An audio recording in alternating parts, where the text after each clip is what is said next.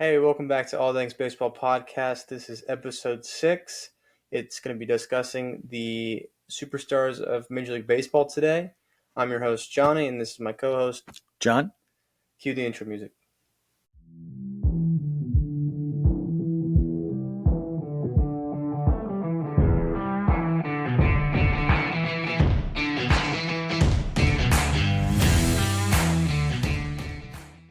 So, today's episode, we're going to be talking about the Major League superstars in today's game, and we picked out a few metrics that we wanted to discuss. But first, the one thing you wanted to talk about was the eye test.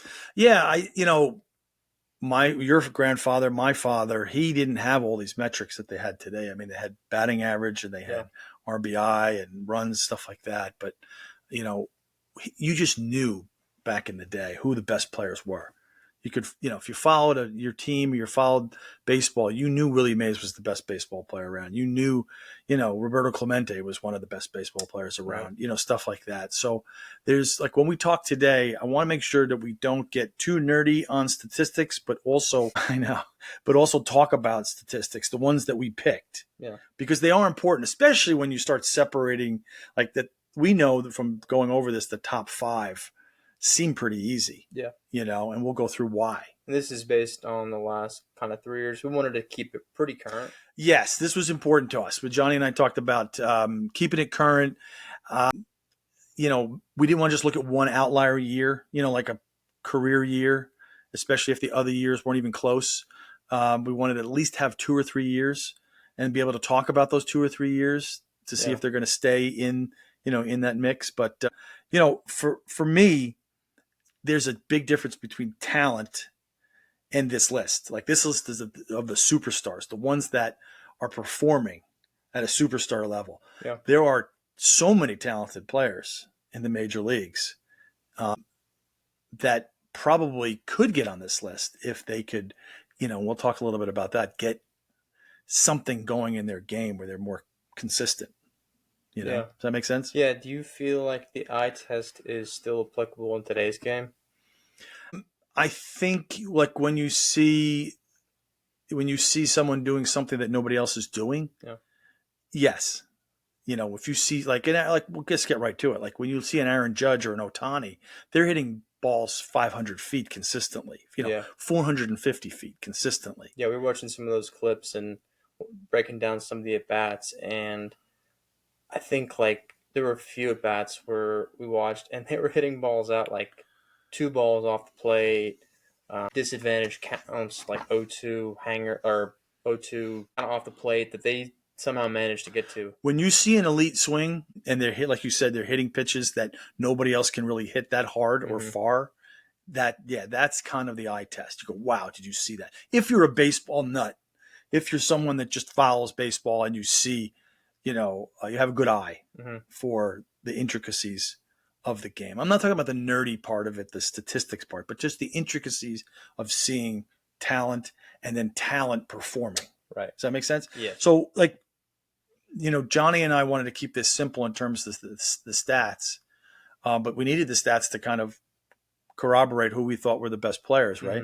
So we like offensively, we really like OPS. That, to me, that is really good. We looked at WAR, which is kind of a wins above replacement, which is kind of a strange metric because it's this really funky calculation. Well, wins above replacement, I kind of chalked it up as to like you're getting more wins above the guy you're playing in front of, which kind of didn't make a whole lot of sense to me. When you broke it down, it was so much more intricate and like kind of made my brain kind of spin. I was like, how do they even calculate all that together? They basically calculate wins above replacement as, you are a player that is producing at a level where your team will win above what a replacement player of you would produce. So like, for example, an all-star level player, his wins above replacement for the entire season is really about 4 or 5, which is not an exciting number. If I said your WAR was 4 or 5, you wouldn't go, oh my gosh. But that's what it is. Now, if you're at the MVP level, that's like, 6, 7, 8. And then if you're at an historic level, and I think this is an important distinction. We've got two players right now playing in the major leagues that are playing at historic levels. Judge and Otani. Three players then. Bobby Witt. So you've got Yeah. Judge, Otani, and Bobby Witt Jr. are playing at historic levels. So their wars are going to be, when they finish, because it's a cumulative number, are going to be above 10. We talked about this today. Otani's WAR is actually down 5 points because he's a two-way player. He also pitches. So you said that helped bump his WAR up from a 10.1 last year to now he's 5.6 as a hitter. Right, because he's not pitching Yeah. because of his arm. So just to back up for a quick second, like, because we went OPS and then WAR and started talking about WAR. WAR, just to give it, again, it's a calculation that's funky. It's batting runs plus running runs plus fielding runs plus positional adjustment plus league adjustment plus replacement runs divided by runs per win. So now that we've lost all the viewers, because that's like ridiculous. That's nuts. But what you do need to know for this, like if you're listening to and you're interested in this topic, is that the like I said, all-star level is like a 4 or 5. An MVP type level is going to be like 6, 7, 8. And then historic levels, like, when you're talking about Babe Ruth, or you're talking about Ted Williams, you're talking about like guys who've had historic seasons, Barry Bonds, Otani last year. Those are going to be like the 10, 11, 12, 13. Yeah. So just to keep that in context. So getting right to what we thought the top 5 were just hands down the best players. Aaron Judge, Otani, Juan Soto, Bobby Witt Jr., and we put Mookie Betts in there, even though he's been injured. He's just had such a great, last 2 or 3 seasons, I think. He's back now? I think he's just back. I just looked at it today, and I think I saw him, unless I missed it, I think you saw him with some at-bats. But these guys, like Aaron Judge has a 1.171 OPS, which is a combination of slugging and on-base percentage. Mm-hmm. So maybe you talk a little bit about on-base percentage and slugging. Yeah, so on base, OPS is on base plus slugging. On base is the total at bats. Well, you got hits, walks, and getting hit by pitch into the total at bats. Plate appearance. I'm sorry. Plate appearance. Yeah. So it's the hits, walks, and hit by pitches divided by your total plate appearances. So that's your on-base percentage. Then you have your slugging percentage, which is your total bases divided by per bats in a season. So then they take those two metrics and they just add them together. They add them together. So the theory is, if you have a good average, and obviously you're hitting for power, total bases is, you get 1 base for a single, 2 bases for a double, 3 bases for a triple, 4 bases for a home run. So you total those bases. So obviously if you get more doubles, triples, and home runs, your total bases go up, your slugging goes up. So I think it instead of going over batting average and runs and RBI, like if you look at OPS, that's a phenomenal number. I know we didn't really look at the league minimum, but OPS league minimum is, would you say it's in the 700s? I wouldn't say minimum, I say average. Average. Yes. I would say the average is in the 700s. Okay. Yeah, so, that's what I thought. So when we were looking at guys, we wanted to find guys that had obviously they had to be in this list. They had to have really good, well above average OPS. Aaron Judge, like I said, 1.171. Shohei this year was, as of this writing, 0.985, or I just call it 985. Juan Soto was 1038. Bobby Witt, 1023. Mookie Betts is at a 910. So those guys stand out because they get on base, they hit for power, right? So their total bases are a lot. They're disciplined. They're walking a lot. Mm-hmm. And I think, to me, one of the things that I saw with hitters, when you started looking at the elite hitters, all throughout history, they all walked. Yes. They all were disciplined hitters. For example, what's holding back a guy who didn't make our top list, but he's maybe a top 10 talent, is like a Julio Rodriguez. Yeah. Like that guy, he's just undisciplined. He has a 690 OPS right now. And he's had an 880 like 2 years ago in 2022. That was his rookie of the year. Yeah. And so he's been better, but they figured him out and he hasn't adjusted back. So he's one of those guys, talent-wise, is surely a top. He can steal bases. He hits for power. He plays really good defense.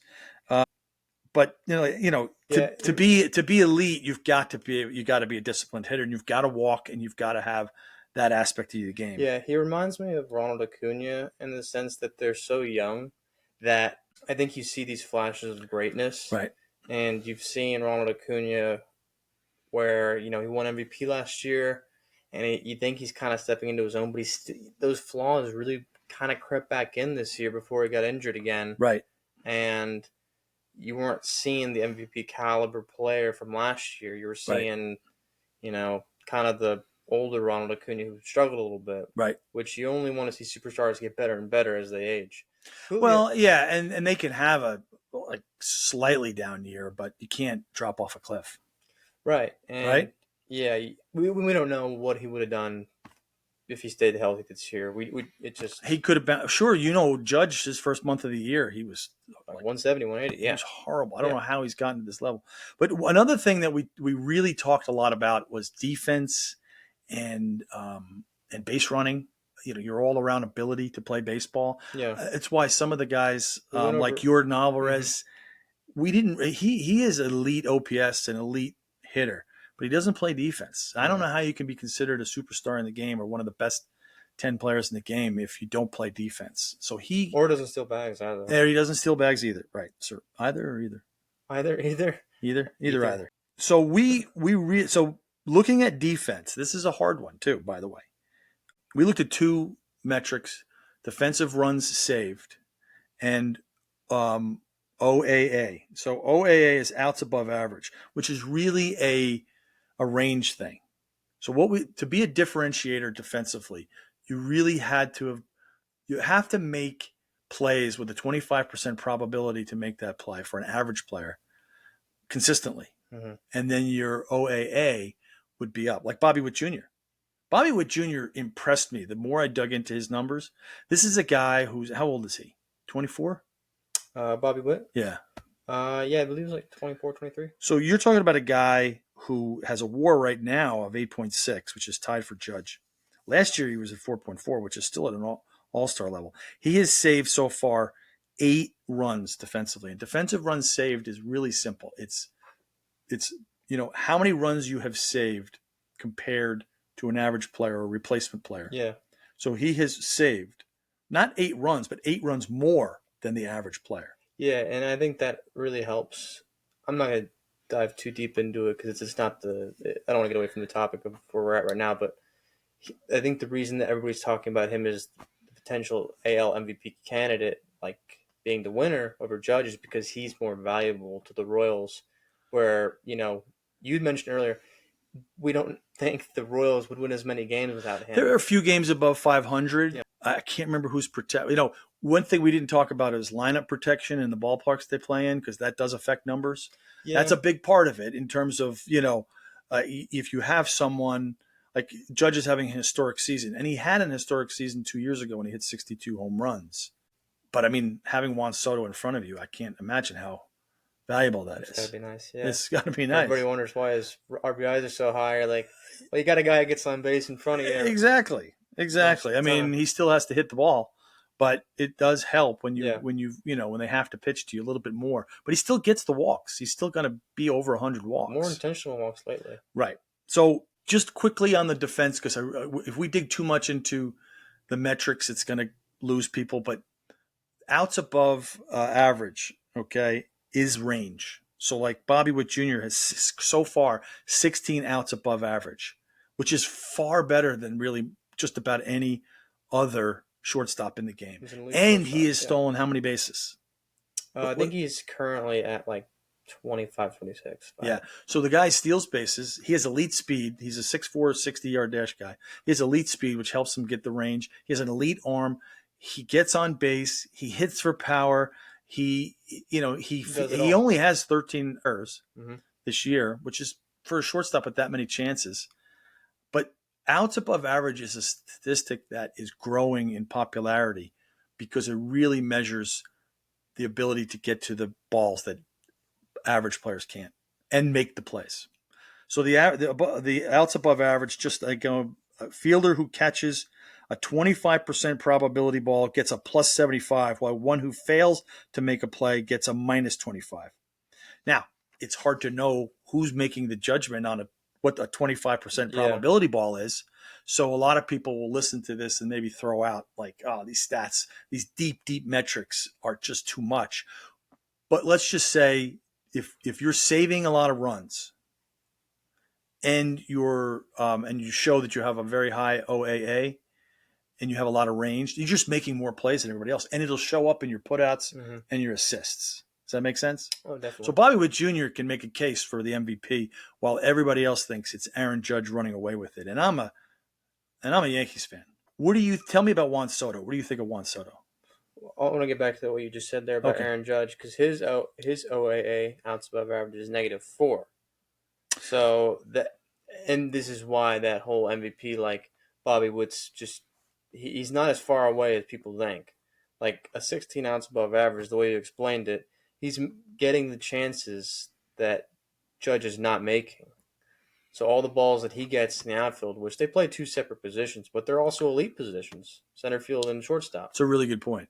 And if Judge isn't making the plays, a -4 is not very good. So It's not, and he's kind of hampered by the fact that they put him there when he's really a right fielder. yeah, and it's just the power numbers that kind of speak for itself. He's already passed 100 RBIs, almost 40 home runs, and so Right. he's on pace to set another. 44 home runs. Yeah, which is interesting. By the way, speaking of Judge, he's made no errors this year. So you can't really say he's a bad defender. Right. He's got 0 errors. But he just doesn't get to a lot of balls that other center fielders get. So his defense run saved is -1 right now, and his OAA is -4. So I'm glad you brought that up. Yeah. Because that, to me, that knocks him down a little bit in the MVP race. Like, I mean, I say that, and he might hit 65 home runs and have the most historic season ever offensively. But you cannot be below average and be considered defensively and be considered the best player in the game, in my opinion. I agree. Yeah, yeah. I mean, as an elite defender, you have to be able to get to a lot of balls. I know we talked about Julio earlier, and I think we said he doesn't have like any errors either, but he gets to more balls, and he has Julio? Yeah. Yeah, no, he's just to give you, his WAR is 2, which is below all-star level. His defensive runs saved is +2, so it's a plus, and his OAA is 5, which is considered decent. It's good. So offensively, his metrics aren't great, but defensively are good, not great. Yeah. Not elite, but they're good. He's above average defensively. But anyway, so Ohtani doesn't play defense, so like to me, when he pitched, he's the best two-way player in the history of baseball in terms of hitting and pitching. His WAR last year of 10.1 was historic, and half of it was from offense, half of it was from defense, from pitching. Because there is pitching WAR, there's defensive WAR. I'm not even going to get into. There's so many deep statistics. I don't mind being a nerd for stats for a day or two, but they actually want you to sign up to these things, like the baseball Bible wants you to sign up to be a nerd. Really? And I don't really want to do that. I mean, I went to Fangraph, I went to ESPN, I went to Baseball Savant, I went to all these places. Yeah, I think it's healthy to know the advanced statistics, or at least the ones that are most important, like WAR, defensive run saved, and now it's above average. And these aren't new. I mean, of course, they come more into play now in the past 2 decades because you want to know, like we talked about last episode, the famous movie Moneyball. They use analytics to decipher who's going to get on base and who's going to drive the ball and get runs in. So I think it is important to have like a Ohtani a Juan Soto in front of an Aaron Judge when you stack the lineup, because you want a guy like Juan Soto to get on for Aaron Judge and then drive him in. So I think when you look at all these metrics, I don't think it takes a genius to know that he goes here and he goes there. So all these statistics aside, who's the most fun to watch out of those 5? Aaron Judge, Shohei Ohtani, Juan Soto, Bobby Witt Jr., Mookie Betts. Who do you just absolutely love watching? Who do you stands out for you? Eye test. Going back to the eye test. Going back to my dad's era, where he would tell you who was the best player out of those and why, without even looking at Uh, statistics. it was really hard to pick. I'll go with Bobby Wood Jr. He's been so fun to watch just this season, and I like the trajectory. I was comparing him and Gunnar and Corbin Carroll. I know he doesn't play short either, but I was comparing those three because they're such young, like Yeah, generational talents. I was yeah, like, okay, all these guys have won Rookie of the Year, and I'm just kind of waiting for the explosion to happen. right. And so far, Gunnar and Bobby, you've seen that like, okay, these guys can play. They're Yeah, elite shortstops, and we'll talk about Gunnar in just a second. But we will. Corbin Carroll, it's been interesting to see. We didn't have him on our list because this year he's taking kind of a downfall year. Like it's Well, that's the thing is to be on this list, you have to have at least 2 or 3 years. So yeah, he doesn't make the list. But he yeah, it's been a down year. But yeah, who? What about you? Who's been your like? to me, the most fun to watch batting is Juan Soto because Yeah, I mean, he just, in old school me doesn't like the showboating and, grabbing his crotch and bat flip, bat huge bat flipping flip. and, swiping the ground, or eyeing the I pitcher. And, love the Soto shuffle. but, when he's I on your think it's team, great. you kind of like it. He does all that. And he's good with the fans. He's a good teammate. The guy, they love him in New York. He's made Hmm. for New York. Yeah, So to me, he's the most fun at bat to watch. First of all, he has an elite swing. He has an elite approach. hmm He walks a ton. Always did. If you look at his numbers, he walked a ton. And like we said, that's a stat throughout the ages that the best hitters, they have the best eyes. hmm Like that's why it holds back some really talented players. But he's elite. Elite swing, elite power, elite approach. He fights. He will walk more times than he strikes out this year. He's 20 walks ahead of his strikeouts this year. And you can't say that for anybody else, I think, on this list. definitely. So he's the most fun. No, Otani obviously is like the modern day Babe Ruth, so he's fun. Aaron Yeah. Judge, I don't know. It's like cheating. You're 6'8", 280 pounds. It feels like You you can get to should anything. you can get Yeah. to any pitch. We love him because he's a great leader and a great player, and he's pretty clutch. Bobby Witt Jr. has impressed us. Mookie Betts is just coming back from being hurt, and he's had one Yeah. MVP with Boston. He's had, I think, 2 or 3 second place MVPs. So here's a guy that plays elite outfield defense, but not elite infield defense, which has Right. hurt him even though he's only played a little bit. But Right. he had an Okay. 8.4 WAR last year, a 910 OPS this year, but he's been higher than that, and he averages much higher than that. So Okay. Yeah. he's one that's fun to watch because he's another one that he steals bags, not as many as he used to. Right. When he was in Boston, he stole a lot. But those are the guys that just stand out. For us, we had the next 5 were Gunnar Henderson, Jose Ramirez, Freddie Freeman, Bryce Harper, and Corey Seager. And so the next 5 were harder because then you had to really take a deep dive. Like, for example, Gunner's only played 2 seasons, Yeah. and he was very, very good. He was the Rookie of the Year. He was a 6.3 WAR, which I mentioned before. What that means. Offensively, he's And a 6.5 WAR this season. 6.5 WAR so far this season. It's still accumulating. Yeah. So Gunner was is at a 927 OPS, which again is one of the tops in baseball. He plays a premier elite position. I don't think he really steals any bags, but he plays a premium and he plays it at a plus. He's a plus defender. So plus defender would be, again, his defensive run saved is good to very good. His OAA is good to very good. I wouldn't call him an elite defender, although he could get there. Yeah. You said it was good. Yeah, but he's good to very good defender. He's certainly above major league 1.3 average. defensive runs saved and a 0 outs above average. So yeah, Right. that's just good. So we liked him. 7, we liked Jose Ramirez. Now here's a guy. His OPS is down a little bit this year at 880. Last year it was a bit higher, but he does it year in year out, and he's also right now he's at Very underrated. very underrated. Right now he's at a 0 OAA, so he's kind of like almost average in terms of his range.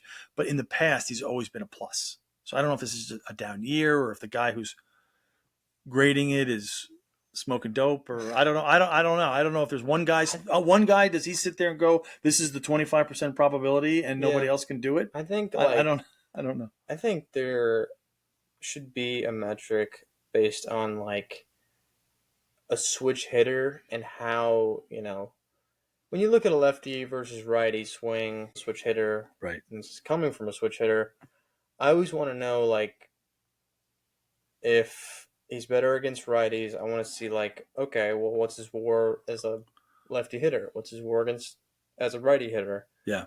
And does he get on base more as a lefty or righty? Because I remember watching like Oswaldo Cabrera, and they always said he couldn't swing righty. And we watched him, and we're like, yeah, he can't swing righty. So Right. I mean, when you platoon guys because they can't hit the other way, or if they're just a righty exclusive hitter, and you want to bring in a lefty against the righty, like as a switch hitter for Jose Ramirez, you see the OPS and you think, well, if he stayed one side, would it be higher? Yeah.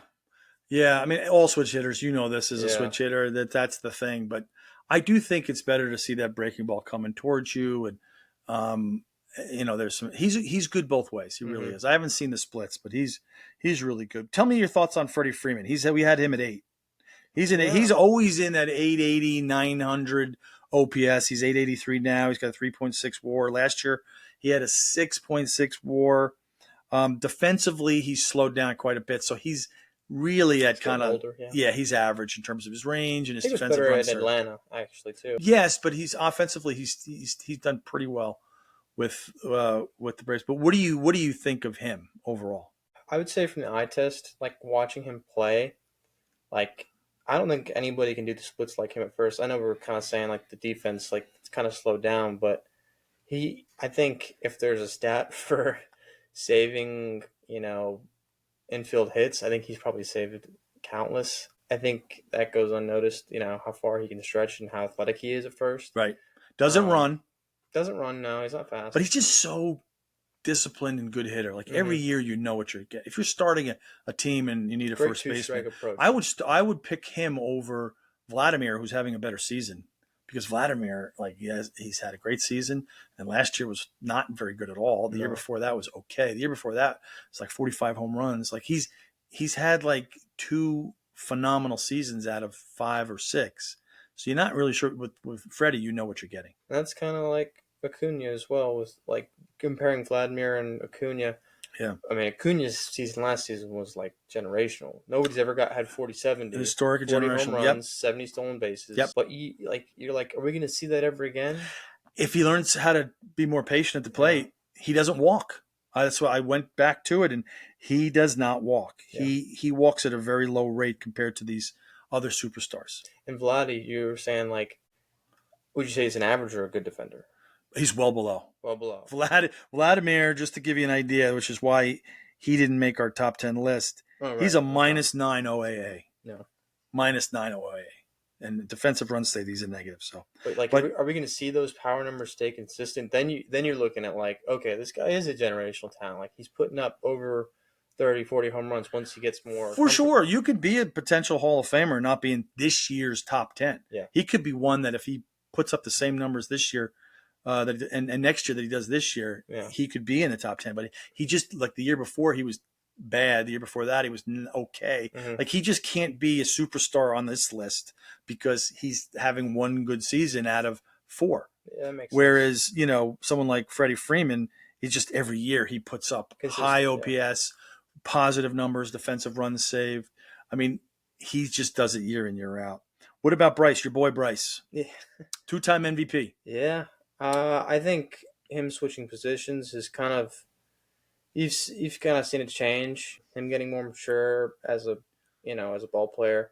He's consistent. I'd say he's had like some down years, but as he's been in Philly longer, I think his consistency is coming back. For sure. With the Nationals, he was very streaky. He won the MVP once there, 2015, and then he won once with the Phillies in 2019, I believe. I think later than that. 2021? 2021. 2021.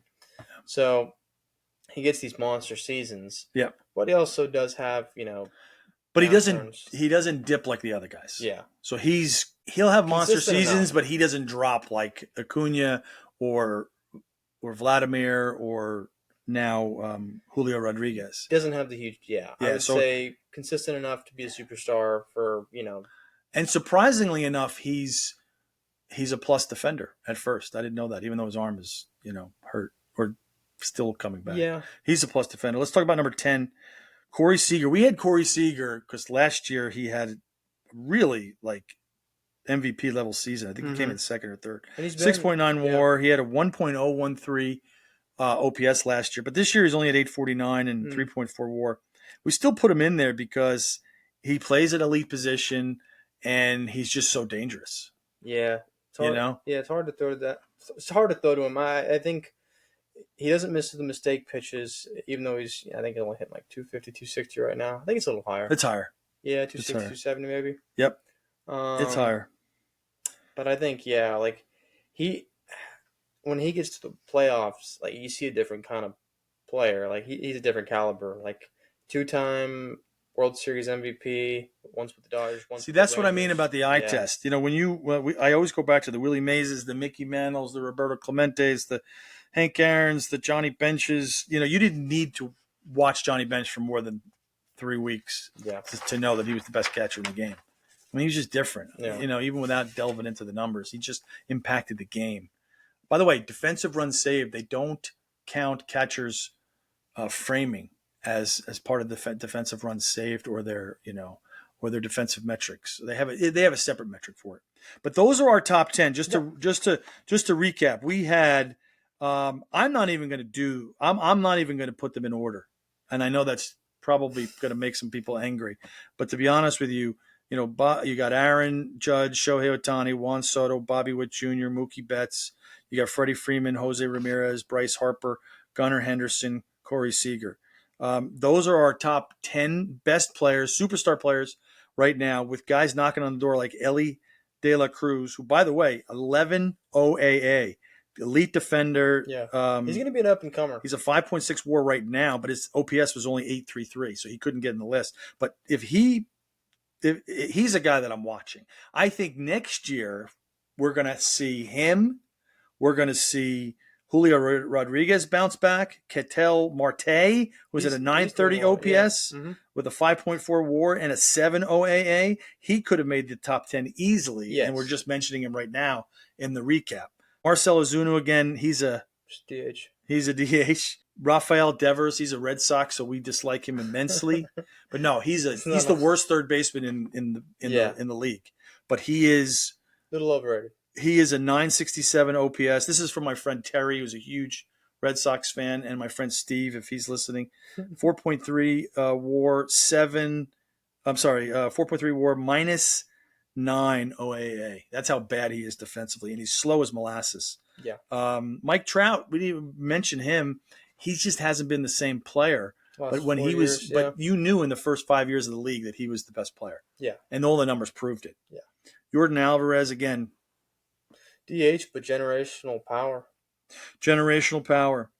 I'm sure we missed some that should have been talked about. But to us, we felt like let's go with 2 offensive metrics. Really one with OPS, but it combines some metrics. Yeah. And then let's look at their defense and then mention their running.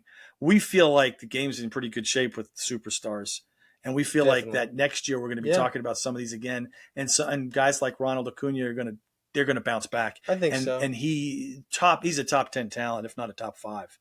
And he's going to get more discipline somehow, I think. For sure. But yeah, comment down below if we missed anybody that made our top 10 that you think should be included. Tell us, who you like more. And but I think we're going to wrap it up here. This was episode 6, the superstars of Major League Baseball today. Please like, share, and comment and subscribe as well. We're on Spotify, Apple Podcast, YouTube, and iHeart Radio. So thank you, and we'll see you next time.